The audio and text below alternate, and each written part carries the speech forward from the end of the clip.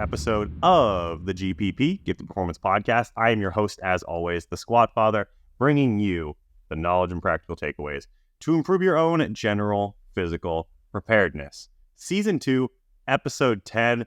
And I have to say that this episode, I'm very excited about. I do think that this will be a top 10 episode for the season so far. Today's episode sponsor, getting right into the sponsor, is not Logitech.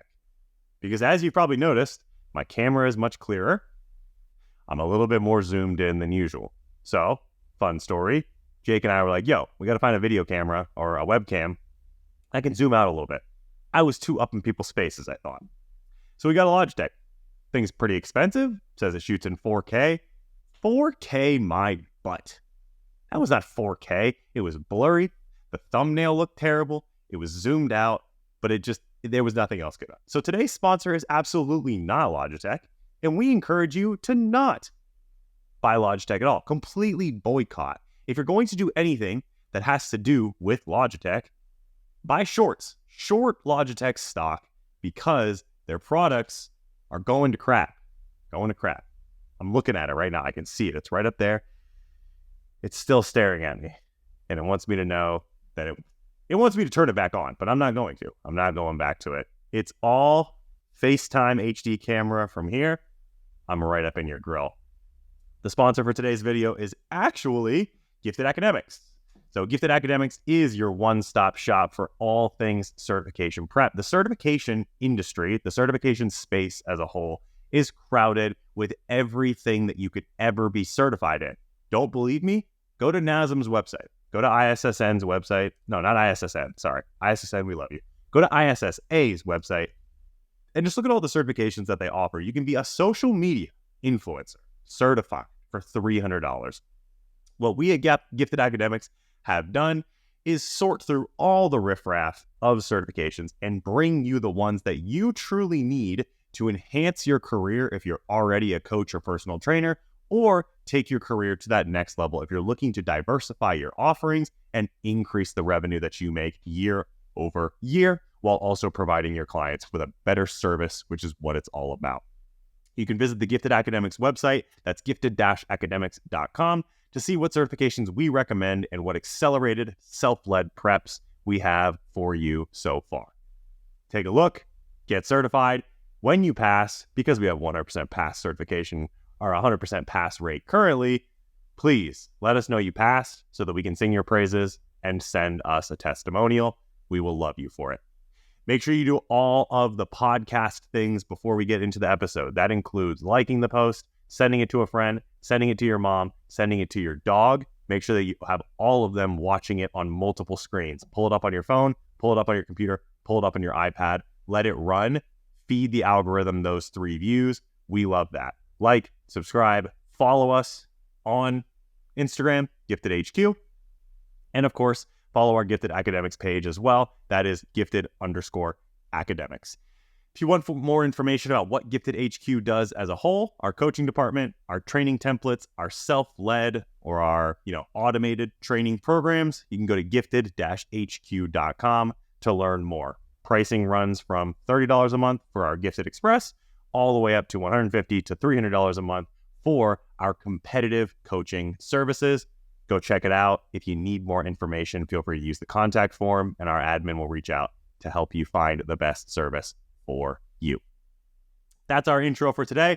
Let's jump right in with our first section, which is, Jake, hit it, memes and things. All right, our first video of 2 that we've got here is going to be something that I saw Mark Bell share. So, full disclaimer here, I think that this content isn't horrible. I don't think that this is the worst thing ever. I just think that there was a couple very clear omissions in this video. So the video it's not Mark's content originally. It's Mark sharing, who is this?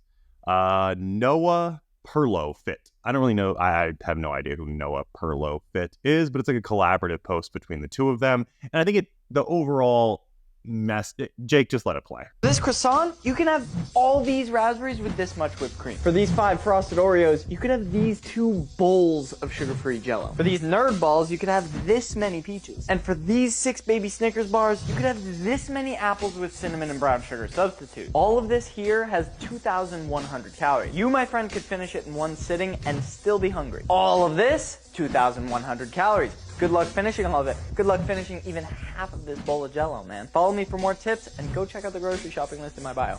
So the overall, the overall view, the overall idea of this video is essentially that you can substitute very energy dense foods for volume and nutrient dense alternatives. I don't think this is news to anyone.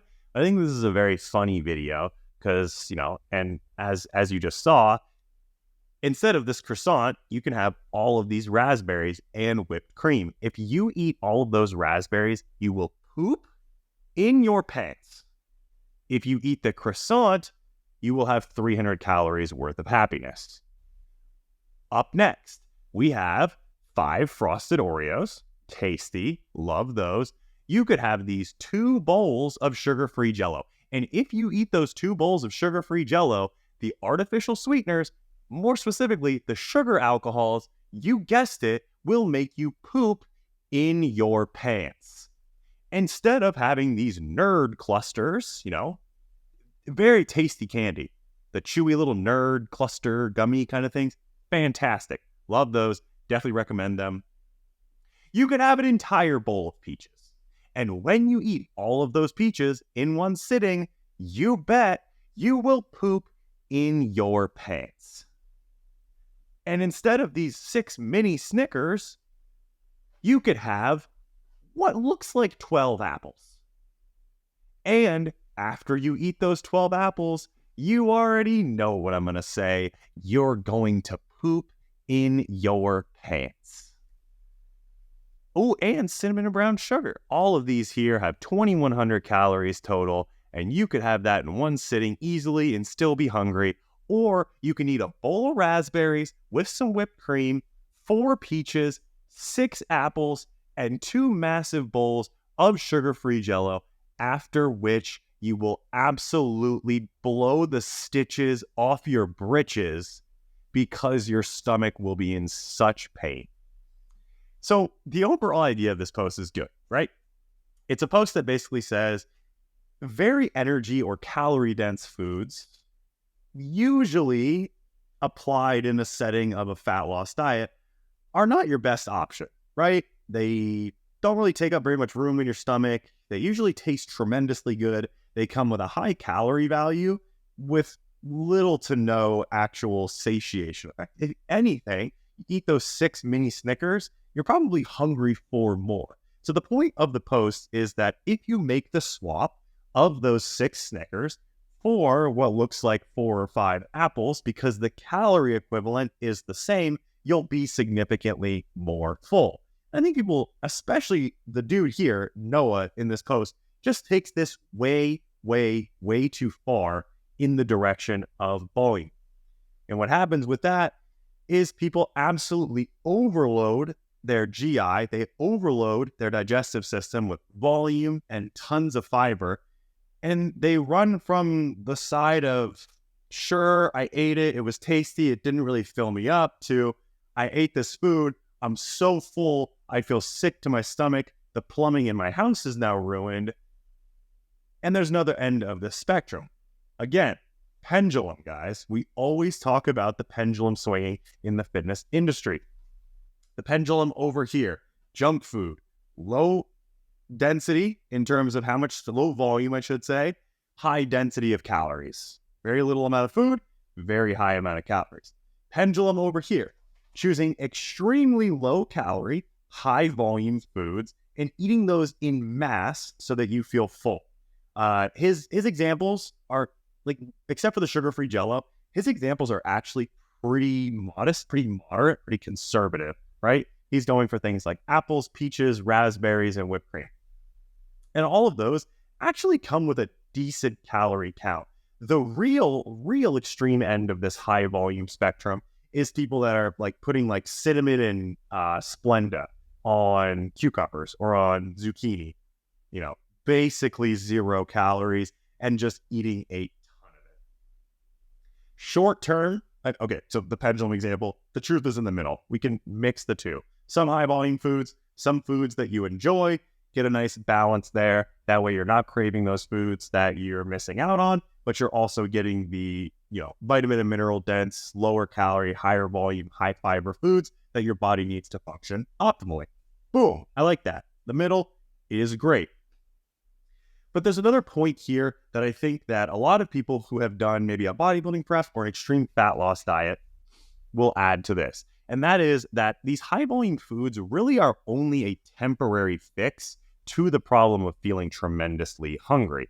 When we look at what is actually driving hunger during a fat loss diet, what we see is that hunger is being driven by 2 primary factors. That is low body fat and low energy availability, or low calories in the diet. By eating a ton of sugar-free Jell-O, we create this stomach stretch reflex that sometimes makes us feel full, sometimes just makes us feel tremendously bloated and uncomfortable, which is not something that we're shooting for. But it doesn't really ever fix the hunger problem, because hunger is being driven by low calories, low body fat, until your body fat comes up to a healthy range. If you are coming out of an extreme diet, that is an unhealthy amount of body fat, temporary. As you bring your body fat to a healthy range, that hunger will drop off. As you bring your calories back up to a normal maintenance level range for you, that hunger will drop off. Eating a dozen peaches or eating a half dozen apples or eating 2 bowls of sugar-free Jell-O isn't addressing the real root problem of why the individual is feeling hungry. So you have to strike that balance. Can you trick your body with insane amounts of volume of food in the short term? Yes. Is this a tool that you can use if you're trying to push your body fat to extremely low levels for something like a bodybuilding show? Yes, you can. But for general population individuals, these high volume food hacks and swaps really shouldn't be a strategy that you ever have to use, because your hunger at no point in a fat loss phase should be at a point where you feel that it's out of control and you have to use strategies like this. If it is, chances are you are over dieting, you're doing too much exercise. There's something in the equation that's not allowing your body to reach that hunger, fueling, performance-based nutrition homeostasis that we're all looking for. If that describes you, if you're currently on a fat loss phase, you're like, man, I'm just insanely hungry all the time. Even these volume foods really aren't doing much for me. Either talk to your coach or reach out to a gifted coach, and we would love to help. So, Noah, Mark, decent post. I think it's funny because it doesn't address the fact that these things are going to blow your GI system out, but it's still a good tactic, a good strategy that can be used in a pinch. Up next on our list of memes and things, we've got, and before I hit record on this, I tried to find this post. I think it might have been deleted. It's from Health Illy. It's actually a good Instagram name. Healthily. Name's like Illyriana or something like that. It's a good Instagram name. I like it. I approve of the tag. I don't approve of the post because it's dumb. 13 minutes, which means I can start cursing, but I'm not going to yet because I have a restraint. So, Jake, you can go ahead and pull up the screenshot, or if you found the post, pull up the post and play that instead. The post as a whole is addressing the fact that this individual thinks that the new wave of protein powders that are flavored like things like Apple Jacks and Cinnamon Toast Crunch and Fruit Loops and commercially recognizable foods that people like, that people see as tasty, steering consumer behavior. So I'm looking at the shelf of protein powders and I see one that's chocolate. I've had chocolate protein powder a million times over. I see the one that says Fruit Loops. I love Fruit Loops. I think Fruit Loops are one of the best cereals that has ever been made. I'm going to choose the one that says Fruit Loops because I've done the chocolate before. It's played out. I don't want it anymore. I want the Fruit Loops one. And the scope of this post for her, or her message that she wanted to get out there with this post, was that these alternatively newer flavored protein powders, your Fruit Loops, your Apple Jacks, your Cinnamon Toast Crunch, your Fruity Pebbles, all of those are actually worse for your health than your traditional protein powders. So what I've done, and Jake, I want you to throw them up on the screen right here and right here. Same brand, 6-star nutrition, chocolate flavored protein powder, Fruit Loop flavored protein powder. The ingredient list. In her post, she said that the Fruit Loop flavored or the newer flavored protein powders are full of chemicals, additives, and fillers. Look at the ingredient list. It is the exact same. It is quite literally the exact same with very, very minor differences. You still see roughly the exact same preservatives, fillers, all of that stuff. No real difference. No real difference. Then to our next point here is that I think this style of content as a whole is really aimed at the echo chamber. So when you look at this post, the screenshot that I've provided here, or if Jake found the post, good job, Jake, thousands of likes, hundreds of shares, hundreds of comments. This style of content from the outside looking in looks like it drives a lot of engagement. But the engagement that you're getting on a post like this is 100% echo chamber driven. It's people who already hold this belief that are liking, commenting, and sharing because they already think it's true.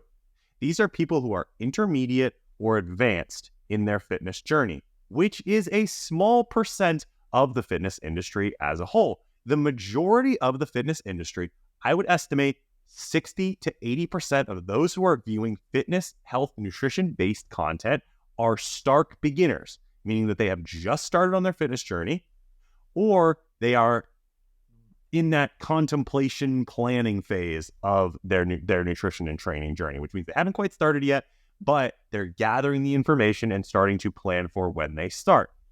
That is the vast majority of the individuals who are in the fitness space at any given time. You're beginners. So content like this that's geared towards shares from intermediate and expert individuals, folks who don't need help in getting enough protein in their diet daily, are the ones that are driving the engagement here. If I'm a fitness and health content creator, I am in the business of what drives the most engagement. It's posts like that. But if I am staying true to myself as a health and fitness coach with the aim of helping as many people as possible get into better shape or the best shape of their life, posting content like that just goes way over people's heads, or even worse, it puts the wrong message in their head. I'm a beginner. Let's say I'm a complete beginner. I know nothing about nutrition. I know nothing about training. I read online somewhere that getting more protein in my diet is a really good thing for my health overall. It helps me build muscle, helps my immune system, bones, helps me adapt to training, recover, get back to it, not be as sore. Fantastic. The RDA for protein is 50 grams, which sucks. That is way too low. I'm like, okay, I get 50 to 60 grams of protein a day, but I don't really like chicken and beef and turkey and fish and eating a ton of that stuff throughout the day. I'm going to supplement with a protein shake. So I go to the store, I grab my Fruit Loops protein powder because I love protein, and I start mixing that up, and I get my protein from, say, 60 grams a day up to 120 grams per day. That alone, combined with a basic resistance training program, will 100% improve someone's health. Going from 60 grams of protein to 120 grams of protein a day in combination with a relatively healthy diet and resistance training program will help someone's health. So I do that for a couple weeks, and then I'm scrolling Instagram late at night. I got nothing better to do. And I come across Health Elise post, and it says, you are killing yourself, additives, fillers, all of that. So I say, oh, whoa, like, I don't want that. I'm going to remove those protein shakes from my diet. So I take the protein shakes out, and I go from 120 grams protein back down to 60 grams of protein a day. This, even in the scope of a healthy nutrition program and a solid resistance training program, is a net negative to this person's health. Cutting their protein intake in half is a net negative to their health, period, point blank, end of story. So content like this, while it seems helpful at surface level, When it reaches the level of the end consumer, which 60 to 80% of the end consumer who are consuming this style of health, fitness, and nutrition content, it actually serves as a negative. So the point that this girl is making is that fillers and additives and preservatives and all of that can be bad for your health. Maybe. I want to say probably, but I can't even level it up to a probably. I'm just going to stick with maybe. Maybe. At high levels, sure.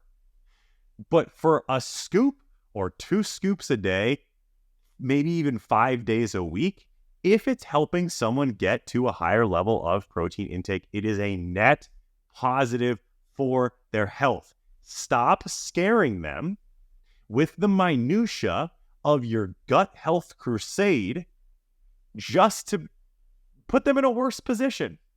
We have to move the big rocks first. And one of the biggest rocks for people who are just getting into the fitness and nutrition space is eating enough protein. The RDA, again, is 50 grams a day. That's terrible. We need to get people as close as we possibly can to 0.7 to 1 gram of protein per pound of body weight. And if Fruit Loops flavored protein powder once a day, 5 to 6 days a week is how we get them to that point, then we shut the hell up.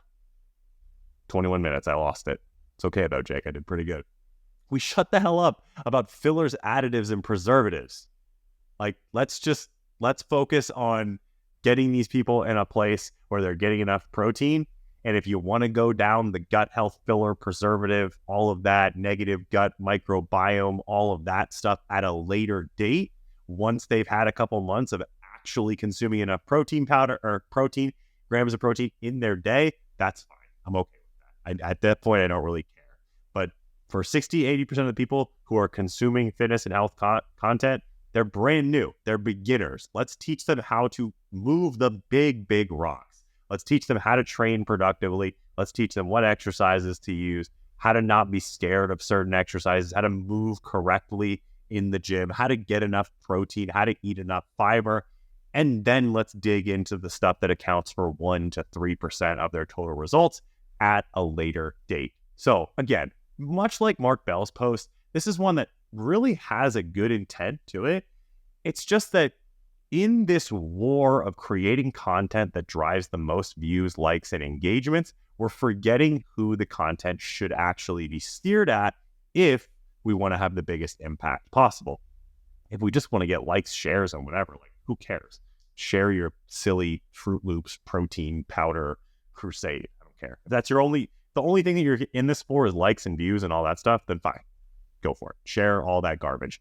But if you are if you're telling people and you're trying to live your life in a way that says, I'm all for the community, I'm all for helping others, you can't share a message like this. It doesn't actually do that. It does more harm than it does good, because the amount of people that view it and get harmed by it greatly outweighs the people who consume it and benefit from it.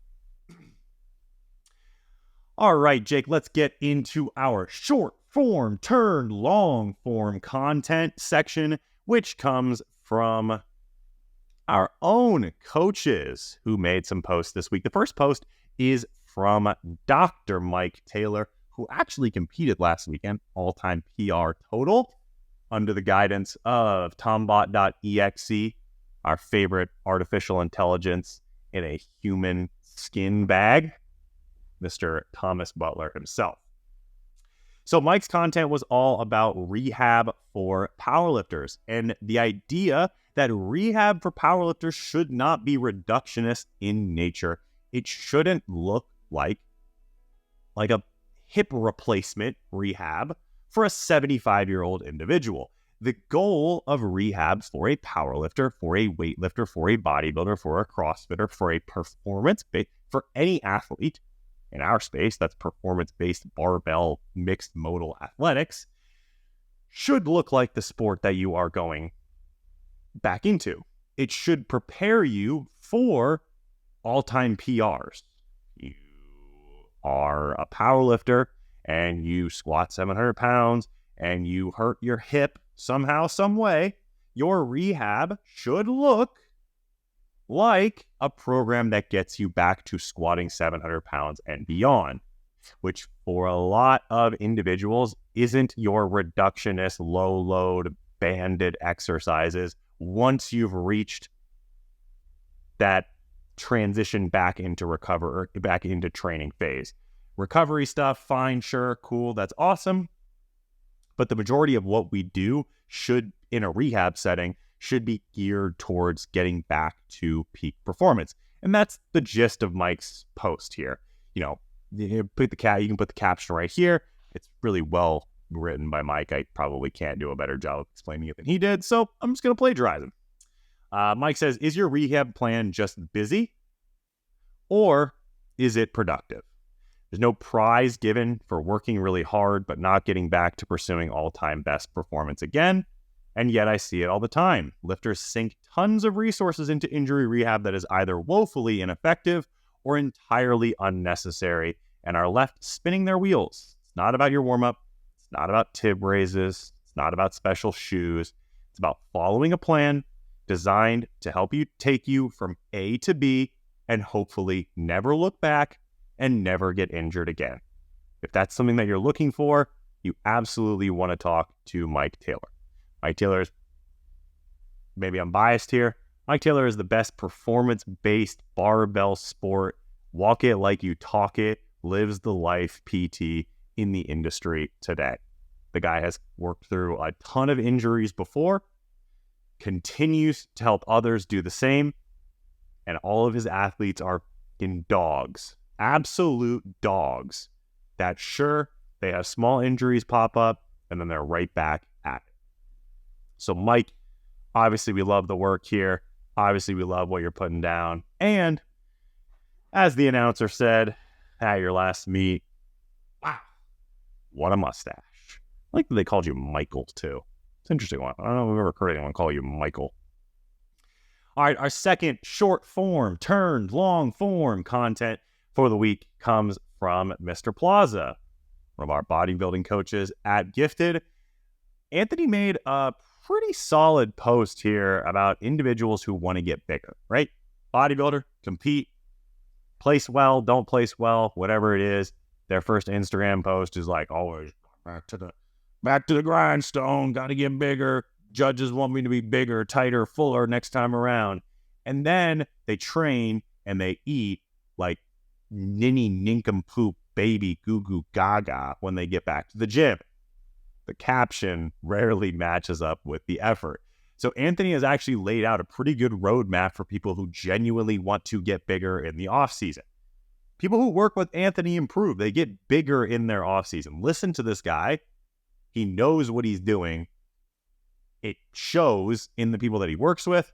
And here are the 4 biggest reasons why you aren't getting any bigger in the off season.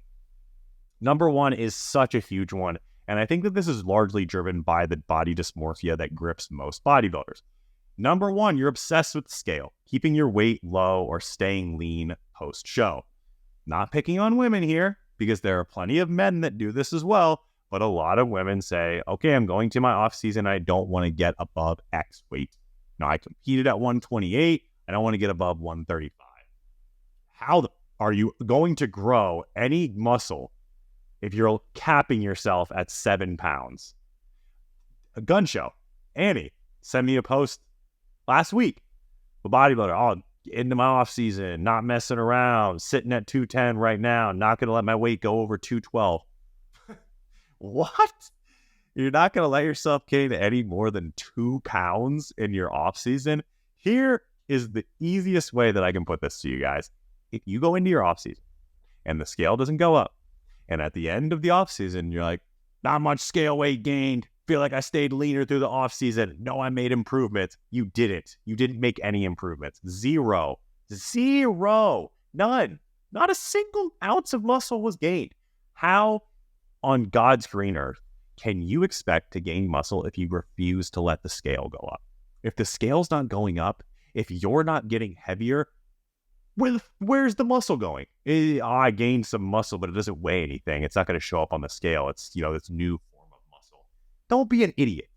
Don't be an absolute buffoon. If the scale's not going up, you're not getting any bigger.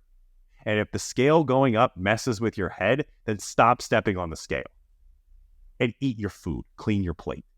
Bodybuilding is a sport where you need to build your body, and bodies and muscles are built in a caloric surplus for extended periods of time. I don't care if you're taking every single drug under the sun at maximum dosages. If you're not gaining any weight during the off season, congrats. You spent your entire off season staying the same size, or if you gain fat, which is likely, you just trained like an idiot. You actually got smaller. Next time you get on stage, congrats. You're smaller, you're softer, you're going to place worse.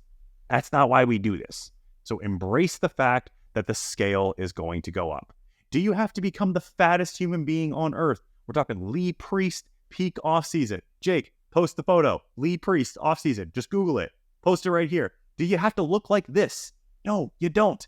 Ronnie Coleman, peak off season. Guest posing. Jake, post the photo right here. Do you have to be as fat as that? No, you don't. You don't. But if the scale's not going up and you're telling yourself that you're getting bigger, you are lying. You are lying to yourself.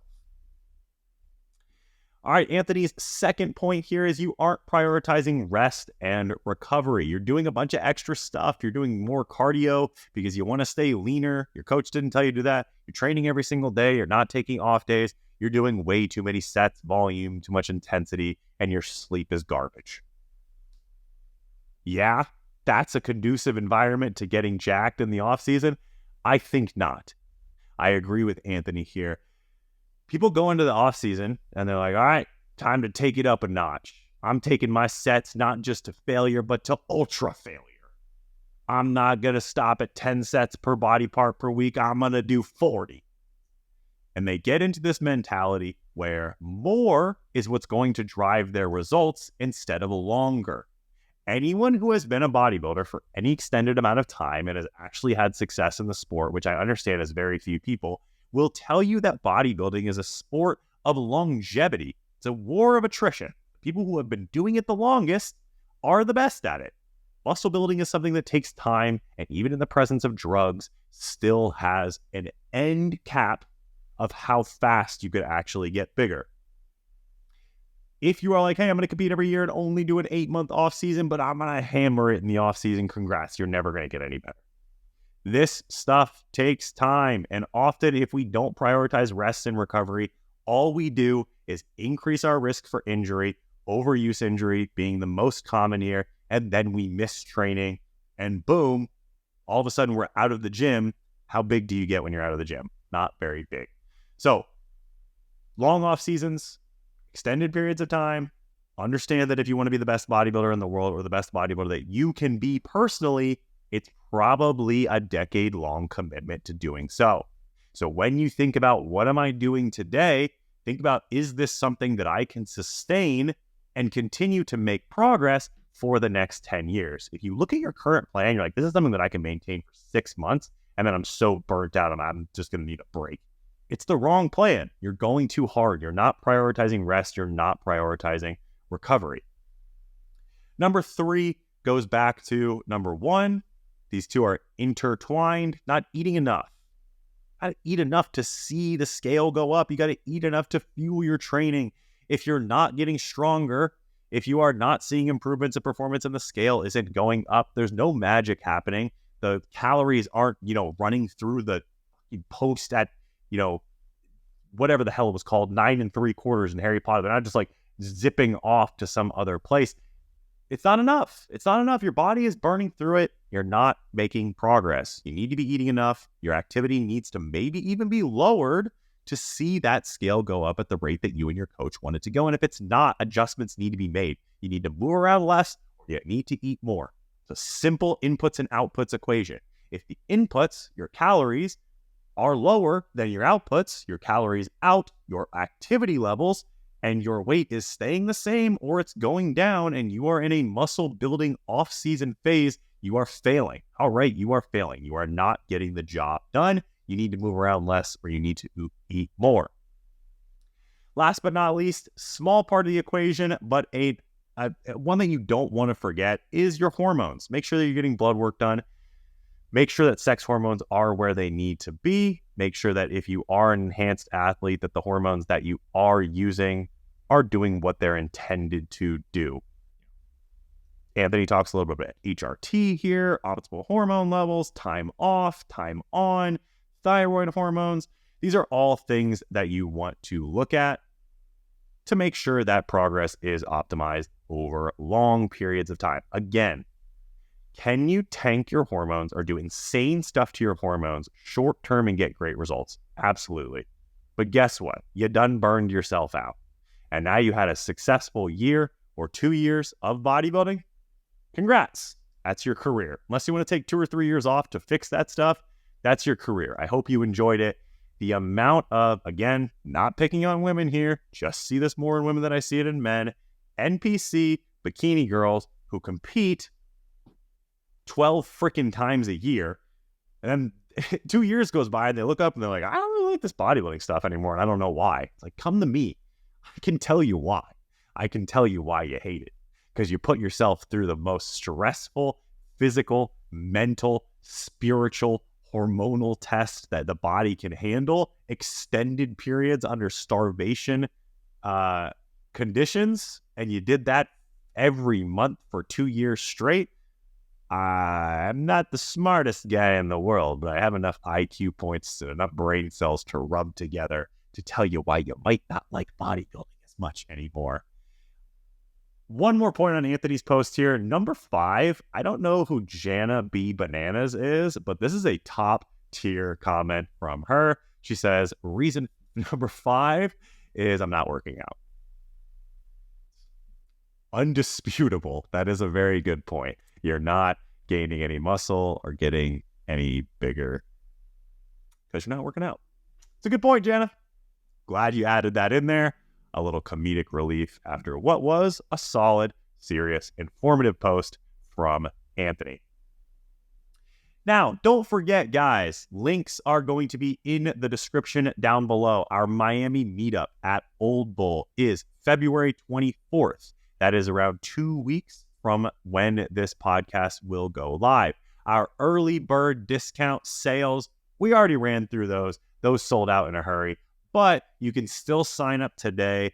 $50 gets you a spot at the meetup. That includes a training session with the team, drinks and snacks at that training session, a Q&A after, seminar with yours truly teaching you an undisclosed skill, but one that you're going to want to refine in your training career.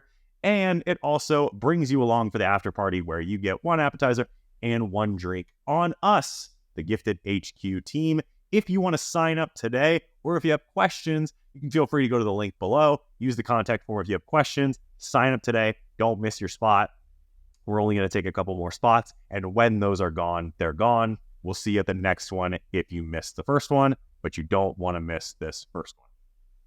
All right, now getting into our clients of the week, our gifted all-stars of the week. Usually we just highlight one, but I was digging around. I realized that I hadn't posted any transformations of my people in quite some time. So I want to rapid fire through those transformations. We have Aaron Heligman, very busy, doctor, insane schedule, works crazy hours, 3 kids. Yeah, Oriana and Aaron have 3 kids. So dad of 3 kids, really solid 20-pound transformation. 20, 15, I want to say 15 to 20 pounds of ballast. I don't have his data in front of me. Show that transformation. And Aaron has told me that he's just getting started. He really wants to dial it up. Man wants 6-pack abs, and he wants a huge, chunky dumper. That we can do, Aaron. Up next is Billy. So Billy has gone through one of the most successful fat loss phases that I have seen in quite some time. Obviously, the most successful fat loss phase that he's ever done in his entire life. And his reverse diet has been amazing on the way back up. I think we got as low as 23 or 2,400 calories, which isn't too bad for someone who weighs around 170-ish on the way down. You can see how lean he got here in that transformation. We've worked our way back up to 3,400 calories, so 1,100 calories have been added to his diet, almost a 50% increase in his total calories, with his weight only going up around 4 or 5 pounds over a couple months.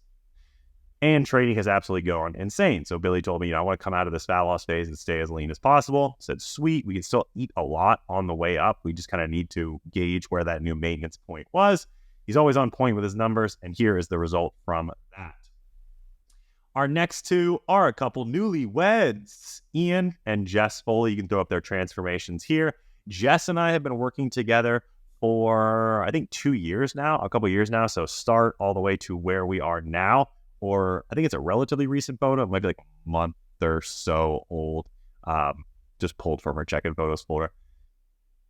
I mean, Jess came to me with this pretty standard goals when a woman comes to me and they say, I want to lose some body fat, I want to tone up, I want to get a little stronger, I want to build some muscle, all of that. And this transformation is the perfect testament to that. So Jess is another one whose macros never really needed to be adjusted too much on the way down. We kind of found her sweet spot and she was able to lose, I think it was like 20 or 25 pounds of body fat, which is just ridiculous with no rebound at all whatsoever. That weight came off. And again, a testament to her hard work and her consistency has pretty much completely stayed off. That's through Thanksgiving, through Christmas, through a wedding, through a honeymoon, all of that. And now she's right back to work, recharged, ready to hit another fat loss phase. Check back on Jess in a couple months, and the transformation is going to be crazy again. It's going to be another version of this start to finish. Ian and I have been working together for not as long, around 6 months, but when Ian came to me, he's, I don't want to mess around. I don't want to waste any time. I want to get as lean as I've ever been. I don't want to get there fast. Ian is another one who works long hours. His sleep schedule is kind of insane. His training schedule is kind of all over the place. But Ian, when he gets to the gym, which is very frequently, I think Ian's training 6 days a week now, absolutely smashes in the gym, is always asking for more, is always asking to go harder. If anything, I have to tell Ian to dial it back a lot of the time. But Ian is... cut from the same cloth as Jazz, hard worker, very consistent, and you can see what that looks like in terms of his transformation. 2 more to finish us off. Megan McPhee. Megan and I have a fantastic relationship. Megan is one of the clients that has become, one of the closer friends for me, and a lot of that has come from our conversations that we've had around kind of what flexibility looks like in terms of a nutrition plan. So Megan is a self-admitted, she doesn't hide it from anyone, Taco Bell enthusiast. She loves Taco Bell. And the biggest kind of light switch for her was that she could still have that Taco Bell once or twice a week and make a transformation like this. This, not hating on everyone else. Everyone else here has had a fantastic transformation. I think this transformation is above and beyond. This is insane, right? Completely different person. And to exhibit the flexibility that she did, she's another one who works crazy hours. Her job is always, listen, Megan, if your boss is watching this, what are you doing, man? Leave Megan alone. She works hard enough already. Stop dumping more work on her. She needs to go to the gym. She needs to work on herself. She needs to have time for herself to give back to you. So Megan's boss, I'm watching you. You want to sign up? No discount, but I will let you sign up. You can't even use Megan's discount code, but I'm going to still give her the referral money. Megan's transformation, considering the flexibility, the hours that she works, everything that she has on her plate, all of that she takes on herself and how busy she is, this transformation is something that truly speaks to me as something that, Gifted and Team Squat Father as a whole are both all about. So Megan, fantastic. Love it. You're doing amazing. If you can replicate 50% of this success moving forward, you're going to have all of your transformation wildest dreams will come true. So another one. Kudos to you. Last but not least is someone who's relatively new to the Team Squat Father nutrition space. She's doing the transformation challenge, is Beth. So Beth and I have been working together. I do her CrossFit programming, and she was doing her own nutrition for a while. When she started the challenge, she switched over to having me do her nutrition. I believe she's down 4 or 5 pounds of body fat in the first 3 weeks of the challenge. Transformation here, pretty crazy. At the end of this transformation, I would be really shocked if Beth didn't have a very visible 6-pack delt separation. She's basically going to look like Tia Toomey, the Tia Toomey of Texas. Texas's Tia Toomey. That's you, Beth. On top of this, she's gotten stronger. Her weightlifting looks better. Her gymnastics are improving tenfold week over week. Again, another reason why you want to sign up with a coach who keeps all of your goals in mind. Performance and nutrition based. Someone like Beth. Improve your performance tremendously, get stronger, get fitter, build muscle, also lose body fat at the same time. It's possible, 100% possible, but you need to be with the right coach. And if you need that right coach, you go to giftedhq.com. Another plug. Jake, you didn't even have an ad roll in there. I just plugged it in. Yeah, how's that for ad read? Ad lib, ad read. All right, finishing things off with our Reddit questions for the day. Our first question, Jake, is 4730. It's a question about high protein meal before versus after a workout. So this individual wants to know if there's a benefit, if there's a detriment to having a high protein meal before a workout versus after a workout. Is that high protein meal before a workout going to provide additional energy for the workout? Or is it better to have a small meal and then save the majority of your protein or your larger meals for after your workout? So the first point that I want to make, and I just want to X this out immediately, is that a high protein meal before a workout is not going to fuel that workout. If we look at our primary fuel source for resistance training, really resistance training, cardiorespiratory training, almost any training, body's preferred fuel source is going to be carbohydrates. So that's carbohydrates from the diet or from a pre-workout meal or stored carbohydrates in the form of muscle glycogen. So stored glycogen are going to do the job for you in 90 to 99% of cases for people who are just casual resistance training, or, maybe you're a powerlifter who does, 45-minute strength sessions. Maybe you're a CrossFitter who just goes in and does the daily walk for 30 to 45 minutes. Stored glycogen are going to carry you through that. You don't need any additional. If you were to, let's say let's say you're a marathon runner. If you're a marathon runner, you may tap all the way through that stored glycogen. Up next is going to be fat. So stored fat from the body is what you're going to use as your next fuel source. Protein is used when you really fucked up everything else. So if you're on a very low calorie diet, maybe you're a bodybuilder at the end of prep and energy intake is incredibly low, then you might start to see protein from skeletal muscle being broken down and certain amino acids being turned into glucose to use as fuel. This is not what we want. We don't want to get into this situation. The ideal situation is that glycogen does the job for us. The oh crap button is stored fat, triglyceride from stored fat. The you really screwed up, you starved yourself button is using protein for fuel. So in the grander scheme of this question, largely this is a non-issue. Eating a good serving of protein before your training, neither good nor bad. Eating a large serving of protein directly after training, you can make the argument because of, the increased responsiveness of your muscle to glucose and amino acid post-training, that a large serving of protein post-training can be beneficial.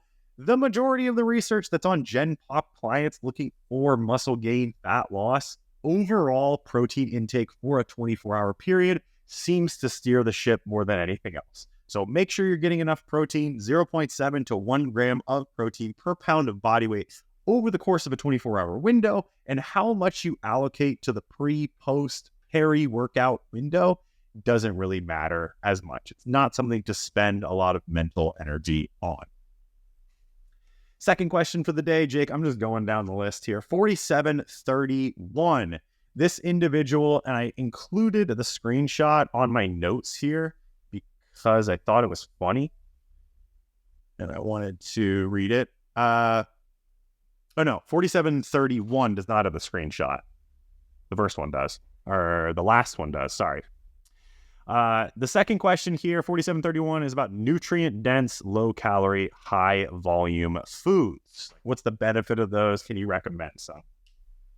So just speaking on, and this kind of goes back to the Mark Bell video as well, just speaking on nutrient-dense, low-calorie, high-volume foods, I think, and the coaches at Gifted HQ, when our clients undergo a fat loss diet, we highly encourage them to emphasize these types of foods. They're going to get you the micronutrients, the vitamins and minerals that you need. They're often very high in fiber, which is important for health and function of the body. And they're often high in water as well. So they high in fiber, high in water, high in micronutrients, take up a good amount of volume in your stomach. They make you feel full. Good. They should take up a large portion of the diet. Now, the most common prescription here for these types of foods that should make up the diet are going to be, people always tell you, eat your protein, lots of fruits, lots of green leafy veggies. But that prescription doesn't always fit the bill when people want more details. And what I mean by that is there are certain situations within that scope there of proteins, fruits, veggies, where you may make the wrong choice while still following the prescription as it is. So in the scope of, or in the example of fruits, the example here would be like someone eating a lot of bananas. Bananas are a fruit. Bananas do have micronutrients. Bananas do have fiber. Bananas do contain a good amount of water. But bananas are relatively easy to overconsume. In terms of calorie density, they're quite dense in calories. It's very easy to eat 300 to 400 calories worth of banana. If we look at a different fruit, like say an apple or a strawberry or a blackberry, these are going to be significantly higher in volume, higher in water, higher in fiber, and much less likely to overconsume. On the protein side of things, if you just tell someone to eat a lot of protein, they might go for a chicken breast. Cool, low fat, lower calorie, higher in protein. But you said protein, and people have different definitions of what protein actually is. They might reach for the 70-30 ground beef. And in that example, lower in protein, much higher in fat, much higher in calories. They're still eating protein, but they're missing the mark. On the leafy green vegetables or vegetables as a whole side of things, people will often choose very starchy like celery, broccoli, cauliflower, vegetables that are high in fiber and specifically insoluble fiber. And when you really pound your body with a bunch of cruciferous vegetables that are full of insoluble fiber, you can really throw off your digestion, get a lot of bloating. I see this all the time. Bodybuilders start a prep diet and they're just consuming insane amounts of cruciferous vegetables. Like my stomach hurts all the time because you're pounding your body with an obscene amount of fiber out of the gate that it wasn't ready for and that it really should never be exposed to in those quantities. So yes, should you eat fruits, vegetables, and proteins? 100%. But take it a step further and say, what kind of fruits, what kind of vegetables, what mixture of fruits and vegetables should I utilize? And how do I get proteins sources that come with a high protein value, but still keep fat and calories on the lower end? That's the nuance that we need when giving prescription like this. Last but not least is 4732. I love this question. Jake, thank you for pulling this question. It's a really, really good one. Guys, admire my mug. Peepo cozy. All right, the last question is all about imitation crab. Just put the question up and just let people read it. It's a really good question. Is it bad? I like imitation crab. Don't read the bottom part.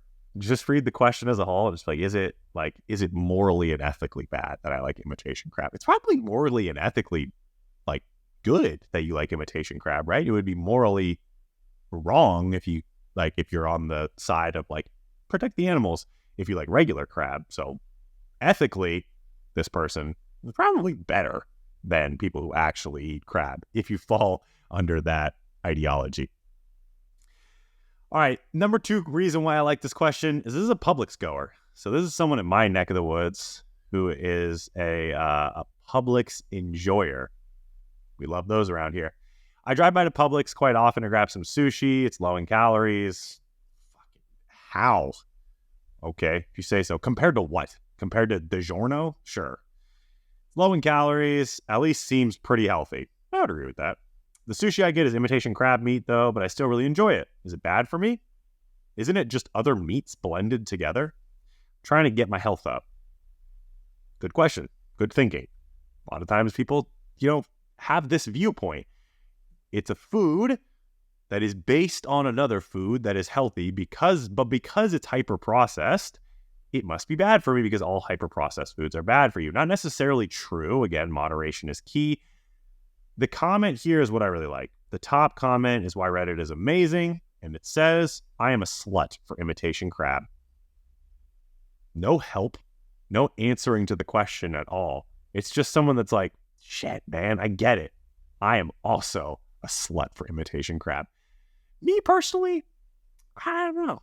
Imitation crab doesn't really do it for me. I don't dislike it. I'm not like repulsed by it, but I don't know. It just seems kind of flavorless.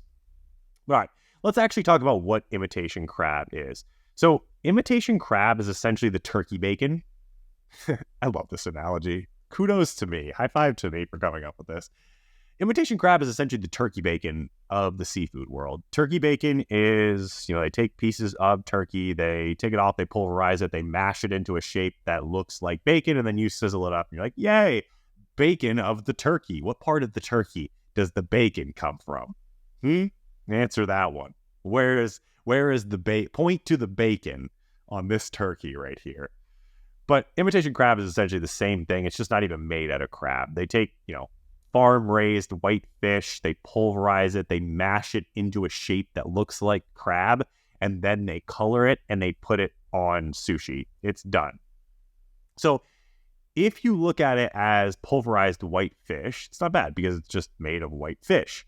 If you subscribe to the ideology that, our protein powder girl does, where preservatives and fillers and stabilizers and all of that are bad for your health, point blank period, no nuance or devil is in the dosage there, then imitation crab is not good for you. But I, a reasonable person, a person who actually understands how these things work in the human body, can tell you that imitation crab is not bad for you if you consume it in a reasonable amount. Even if you consume a good amount of it, I'm not 100% convinced that, the stabilizers and colors that they do use to give it its shape and its texture and all of that are really something that you should worry about. So for this individual, consume your imitation crab in moderation if you're worried about those things. If this is a way for you to get your protein intake in, this is you making a healthy choice over going to McDonald's and getting a double quarter pounder or something like that, then 100% yes, this is a net positive to your health as a whole, and you should stick with it, especially because you enjoy it. And, you and Mastermind Bomb should never, ever, ever, ever be shamed or feel guilty for being a slut for imitation crab. If you made it to this point of the podcast, comment below. Let me know what you are a slut for in the health food adjacent world. So take your favorite food that most people are like, isn't that bad for you? What are you a slut for? Me, your boy, and everyone already knows this, I am a slut for Crystal Light and low-calorie beverage powder mixes. I wouldn't even say I'm a slut. I'm whatever 10 steps up from a slut is. Like, I need to go to rehab for my Crystal Light and Diet Ocean Spray addiction. This flavor, cran grape, absolute heater. Slap-a-thon. My favorite, and it's not even close. Actually, no. Commercially available, that one's my favorite. It's not even close. Rare to find is the Diet Grapefruit Juice. Love me some Diet Grapefruit Juice. I even found that Squirt, the soda Squirt, is grapefruit flavor. Didn't know that. Didn't know that until now, but now I know, and now you know. And if you're a grapefruit enjoyer, you know what to look for on the shelves. That's going to conclude us for the day. If you haven't done so already, make sure you do all the podcast stuff. Leave us a review, 5 stars, please. Send this to your friend. Send me a screenshot of you sending this in your group chat to a couple friends. And I don't know, I might send you like a $5 Amazon gift card. I might send you something silly from Amazon. I might even send you a t-shirt or a hat. Spread the word. This is the best new fitness podcast on the air today. Let the people know. We will see you on the next one. Peace out and stay gifted.